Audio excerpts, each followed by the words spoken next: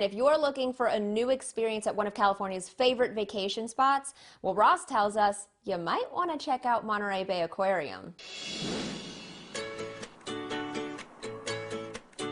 I'm here at the Monterey Bay Aquarium. Did you know that adorable sea otters are actually aquatic environmentalists? Or that penguins can fly underwater?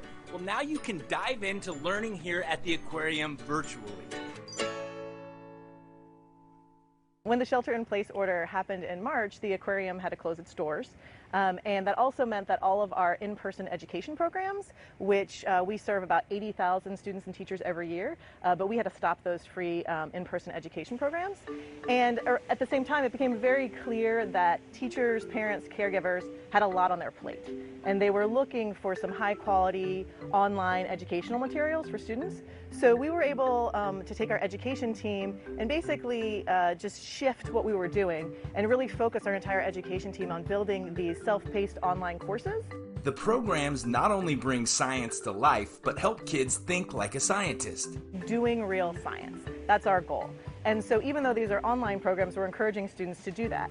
So for example, in one of our programs, our Otter Spotters course for pre-K through second grade students, we really look at how our otter aquarists do science in real life. And they take a lot of data about our otters and otter activities. We actually have videos of otters, and students are encouraged to take data about what they see those otters doing. So are they resting? Are they swimming? Are they grooming? And kids learn fun facts like how otters stay warm while living in very cold water. One of the ways they stay warm is with their fur coat. So their fur is amazing, and it's really, really dense. They actually have 1 million hairs per square inch.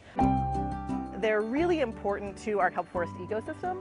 So sea otters are what we consider a keystone species. And so what that means is they really keep the ecosystem in balance. So for example, sea otters eat things like urchin. And if there aren't any sea otters, there's too many urchin. And those urchin eat up all the kelp. And then we have reduced kelp beds, and a lot of other animals rely on that kelp to survive. The aquarium also has live cameras you can access from the website and check out surrogate mother otters and pups. Plus, there are videos kids can watch to help them do research.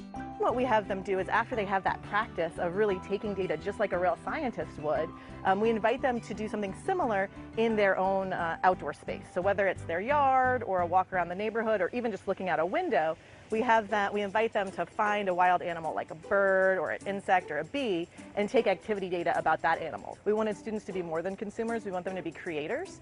And so these courses teach students about these different animals, but then they also ask students to go out and do real science and create things. So they create things such as videos, memes, puppet shows. The programs are aimed at supporting teachers and parents with great curriculum that doesn't require a lot of adult help. And there's so much to learn. Did you know penguins move their bodies to communicate how they feel? There's lots of cool things about penguins, but one of them is they're really great parents. So they care for their young, and they take turns caring for their young and protecting their eggs. Our goal with all of our education programs is all about getting kids outdoors, doing real authentic science, but also connecting to nature. There are also step-by-step guided activities that caregivers can do with their kids at home. So let's keep schooling together.